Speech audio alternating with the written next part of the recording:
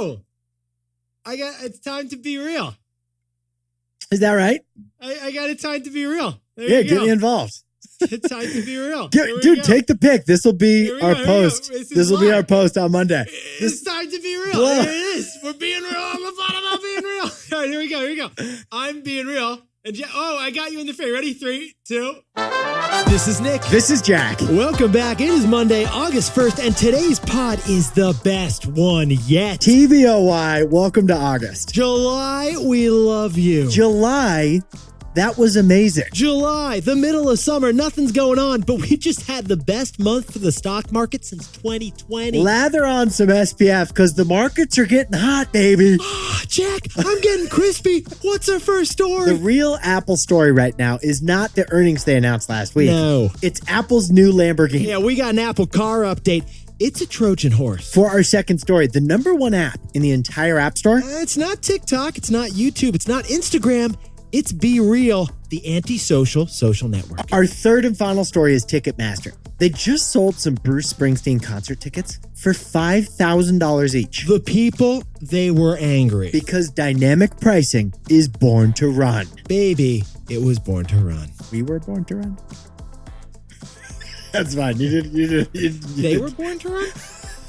But yet is before we hit that wonderful mix. I love this mix. Perfect mix. I just love this mix. It's Hoarder's Almanac week 122. Yeah, things are running out of because of the pandemic. Jack and I have been keeping track for you. Except this week, we're not. No, because we got to reverse a previous chapter of the Hoarder's Almanac, Jack. Back in week 83 of this pandemic, 83, we were running out of avocados. I remember. Well, Jack, the U.S. banned imported avocados from Mexico. It was dark times. But Nick, Mexico cleaned themselves up, and the U.S. unbanned avocados from Mexico pretty quickly. Yeah, you probably didn't even miss a single avocado toast. But get this, now we have too many avocados. We repeat, Australia, they got another avocado surplus. They got enough avocados down under to drown a koala. Jack, I heard the zoos are feeding kangaroos poke bowls. Here's why. 5 years ago, the Australian farmers decided, let's invest in planting new avocado trees. Well, 5 years later, those trees are bearing fruit. Literally, actually too much fruit, like way too much avocado fruit. And the surplus has plummeted the price. One avocado is just $1 in Australia.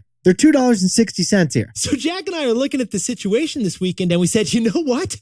That's an avocado arbitrage opportunity. Buy the avocados where the price is low. Exactly. And then turn around and flip them where the price is high. Jack, what's the average price of an avocado in the U.S.? $2.60. Jack, what's the price of a round-trip flight from San Francisco to Sydney? $1,200. So if you and I fly down under to haul back avocados and then sell them in the United States for $2.59 each, undercutting the competition. That'd be $1.59 profit for each avocado sold. Ipso facto, you and I only need to sell 755 Australian avocados to break even. Nick, I'll see you at the airport.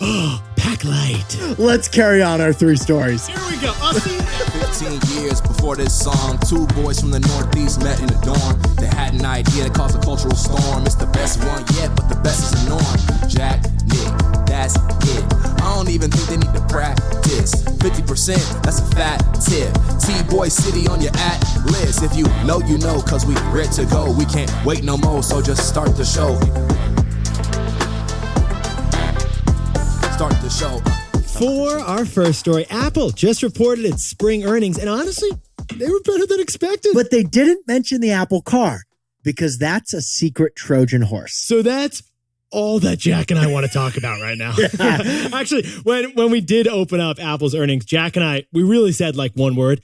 We said few. Yeah, we needed Apple's results because Meta and Intel led tech with some awful earnings. And then Twitter and Snapchat, they had some awful earnings too. But Apple went full iPod Pro, Nick. Yeah, they did. The stock jumped 6% last week and we needed it. Apple, they sold more iPhones than last year, and that's amazing. Because last year's iPhone sales were up 50% from the year before. You add up all those Apple numbers, that helped make July the best month for the stock market since 2020. So Nick and I did jump into the earnings, and we did Control F the transcript of the earnings call. And Jack, how many times did we see the word car? Apple execs didn't say car once. Okay, but Jack, how many times did we see them say the word Lamborghini? 0 times. Okay, yeah, we didn't see car or Lamborghini. But that's strange. Isn't that strange? It's strange Jack? because last week, Bloomberg reported that Apple made a huge revenge hire in their car division. Because Johnny Ive, the guy who literally designed Apple's iPhone, he doesn't work at Apple anymore. He's working at Ferrari. So if Ferrari has Apple's old iPhone guy, Okay, I'm following you, Jack. then Apple wants a Lamborghini guy. Which brings us to some PFWTM, some people familiar with the matter. Some people familiar with the matter said that Apple hired Luigi Taraborelli, a 20-year veteran at Lamborghini. Now, Luigi hasn't designed an iPad, but he has designed a $200,000 chassis. So Apple just hired, according to Bloomberg, the head of chassis and vehicle dynamics of the ultimate luxury car brand, Lamborghini. And yet, despite everything Jack and I just told you, Apple gave zero details on the iCar Apple car rumors. It's never said anything official about their iCar, so it's possible they never make an iCar. Probably going to get the return of the iPod before we get this Apple SUV. But here's our thought. Everyone is focused on speculation of Apple's physical car. They're missing Apple's digital Trojan Horse. Oh, so Jack, what's the juicy takeaway for our buddies over at Apple? Apple CarPlay could be the perfect Trojan Horse. Besties, Apple CarPlay. You know, that beautiful software extension from your iPhone into your car's screen. At Apple's last product unveil in June, we covered on this pod the improvements to CarPlay because we thought that was the most interesting part. And that's because in the future, Apple CarPlay, it's going to include car stuff, not just like your phone app stuff. CarPlay already does GPS and music, but in the future, it's going to have RPMs and miles per hour. The high beams, it'll have the check engine light in CarPlay. Well, get this. Apple's research says a whopping 79% of us U.S. car buyers, we will only buy a car if it has CarPlay. So GM and Honda are focused on the engine, the pistons, the V8, but it's the infotainment screen that people care about. It's the CarPlay. And as Apple CarPlay controls the data of more and more cars, that's some valuable information. Because Apple can use that data to eventually build their own perfect car. And that's why CarPlay could be the perfect Trojan horse. For our second story, the number one app in the App Store right now, it's BeReal. That's the app. It's about to get real for BeReal because Instagram just zucked it. Yetis, 4 months ago, we covered the fastest growing app on college campuses. Yes, we did. The BeReal app. We're talking about Paris-based French app BeReal. Not like the alt Instagram. It's literally the anti-Instagram. This is opposite day, but for Instagram. It's like Superman spun the world around in the other direction, and that gave us BeReal. That's this app. Now, 2 months ago, BeReal hit a $600 million valuation because it's growing so fast. Well, sit down, stand up, and sit back down again because 2 days ago, BeReal became the number one app overall. Ahead of YouTube, ahead of Instagram, ahead of TikTok. What BeReal's strategy really gets down to is the satisfaction of limitation. BeReal forces you to do less with your social media. And that is why it is 100% unlike Instagram. Rule number 1 of BeReal, you can only post one time per day, and that one post can only have one picture. This means the death of the photo dump, right, Jack? No more photo dump? Like Eminem said, you only get one shot. That's rule number 1. Jack, how about BeReal rule number 2? No filters and no likes. Yeah, it's not a popularity contest on BeReal with that couple who's in Mykonos for 3 months, apparently. Right, and since you're not in Mykonos, your skin's pale. Yeah. And that's okay. Yeah. No filters allowed. It ain't in Bora Bora, we're not going to judge you. Rule number 3. This is the most novel one of BeReal, we think. Yes, this is the one Jack and I like the most. And this one actually, this hit us today. This one affected us today. They tell you when to post. Like literally, Jack and I were prepping this pod and then like bzz, bzz, we get the notification. We got to BeReal. We already said you can only post once per day, but you don't decide when. BeReal does when they randomly send you a notification that you have 2 minutes to make your post. That's it. So like you can't just pick the perfect picture with the palm trees adjacent to the daiquiri right while the sun's up. You don't get that choice. No matter what you're doing, when you get the notification, you have 2 minutes, go, and you have to take a picture. You can't pick something from your camera reel. You got to sprint over to that infinity pool if you want that in the frame. BeReal. Whatever is in front of you, take a picture. But let's talk about rule number 4, Jack, because rule number 4 is another unique identifier of BeReal. And guess what? Yeah. Facebook just zucked rule number 4. Cliffhanger. So, Jack, what's the takeaway for our buddies over at BeReal? As rapper Rico Richie said, if you ain't got no haters, you ain't popping. Behold, rule number 4 of BeReal. 2 cameras, each post is a selfie and an outie. Each post is both who's holding the cam. That's the selfie. And what is happening around you. That's the outie. It's fun. Every post is 2 pics. Exactly. It's unique to BeReal. And that's why back in March, we said Instagram was definitely getting ready to copy BeReal. Oh, well, what happened this weekend, Jack? Instagram, which is in a embarrassing midlife crisis. That's well put. That's well put. Launched something last week for Instagram called Duel. And guess what? It's a blatant zucking of BeReal's 2-cam posting, which is rule number 4 that we just told you. Honestly, every Facebook product meeting, what are cooler apps than us doing? Okay, go copy that. Well, BeReal just hit number 1 in the App Store. It should be time for them to monetize, but instead, they got to turn to fighting Facebook now. It's about to get real for BeReal. Because if you ain't got no haters, you ain't popping.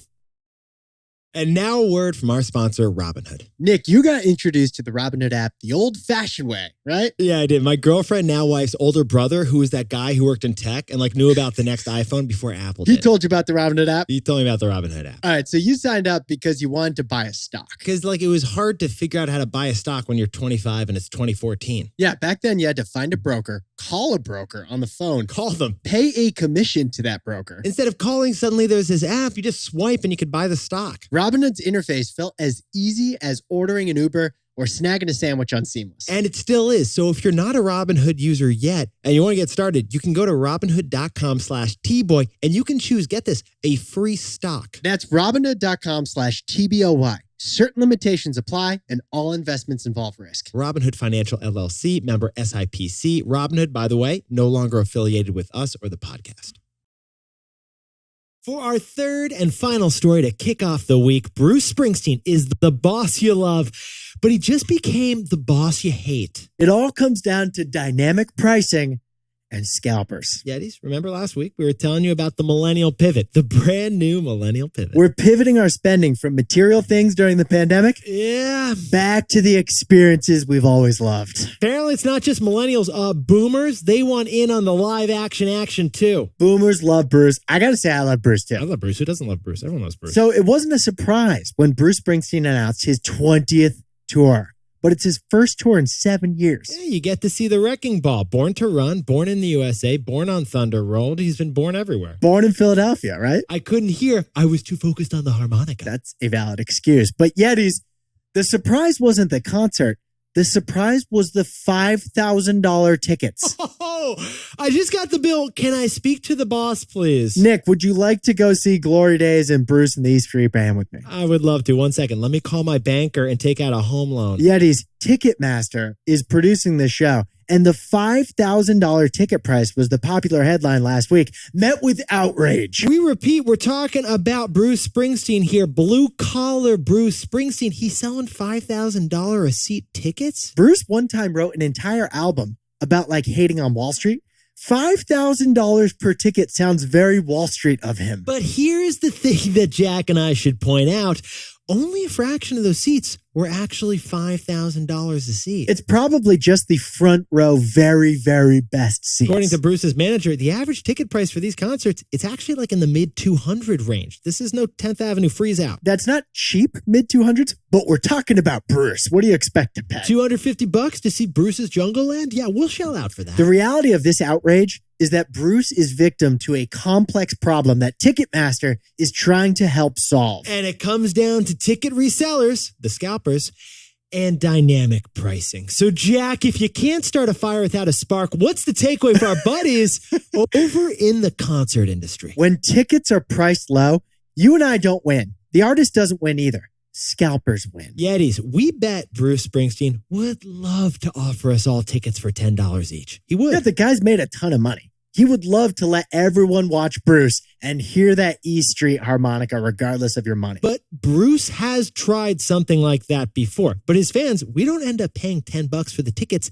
we end up paying hundreds. You end up paying hundreds because of ticket resellers. The scalpers. The bots and the scalpers snatch up all the tickets for $10 and then resell them for a huge markup, a lot like our avocado scheme in Australia, Nick. It's going to work out great. Trust me, Jack.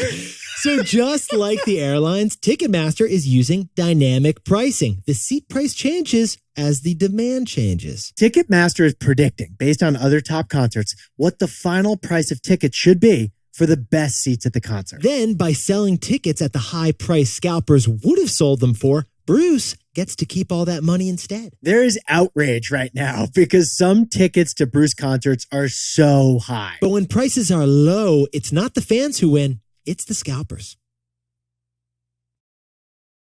Jack, can you whip up the takeaways for us before we hop on that Qantas and start shelling out for these avocados? Apple's earnings were what the market needed, but they didn't say a peep about the car. CarPlay, it could be Apple's perfect Trojan car horse. For our second story, BeReal has shockingly risen to #1 overall in the App Store, so Facebook is zucking it. If you ain't got no haters, you ain't popping. For our third and final story, people are mad that the top Bruce tickets are $5,000. If Bruce had priced them low, though, it's not the fans who would win, it's the scalpers.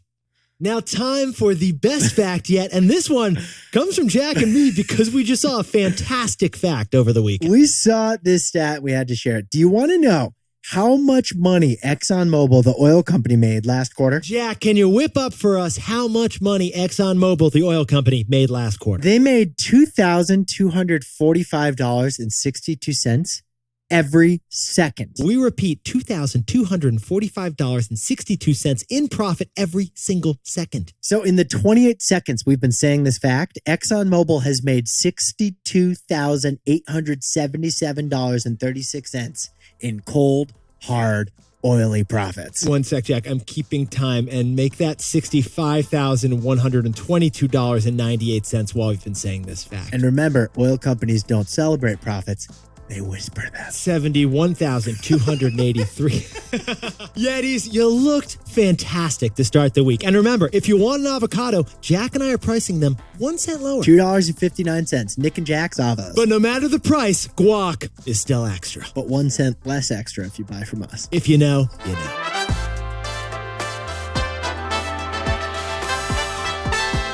And before we go, congrats to Yeti's Desiree and Jeff, who just bought their first house on the other side of the bay. And congrats to David from Boston, who's going from the sell side over to the buy side. Is going full Charlie Munger. And congrats to Marley S., who's got her first day as an intake coordinator over in NYC. And Kevin Gomez, congrats on the new job down the street in San Francisco. And congrats to the whole 2022 cohort at the University of Arkansas Razorbacks EMBA program. And a happy birthday to Caitlin Santana over in Philadelphia. Happy birthday to Alex Tabachnik, a 7th-generation Jewish soup maker over in New Jersey. And Vedant, happy birthday in Kirkland, Washington. Happy 40th to Dan the Home Inspector Lynn in Hoboken, New Jersey. And a happy 60th to Jerry Cummins from Boston, just outside of Boston. And to anyone else celebrating something today, make it a T-Boy. Celebrate the wins.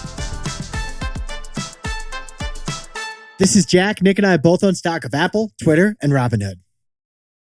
And now a word from our sponsor, Robinhood. The first time I tried to buy a stock, I got burned badly. Is this when you wanted to buy a share of Ford because you like the chassis over in Detroit? Yes. I had $200, so I bought $200 of Ford stock. I didn't get $200 of Ford stock, though. I got $192. The commission fees. By the time the stock climbed back to $200, I sold it. But again, I didn't get $200. I got $192 again. Another commission fee. The stock rose 8%, but I was down on my investment. Because commission fees made small money investing impossible. So Robinhood came in and killed commission fees. And commissions are still dead in stock and crypto trading, thanks to our sponsor. If you're not investing on Robinhood yet, to get started, go to Robinhood.com/Tboy and choose a free stock. That's Robinhood.com/TBOY. Certain limitations apply. For a list of other fees, view their fee schedule at rbnhd.co/fees.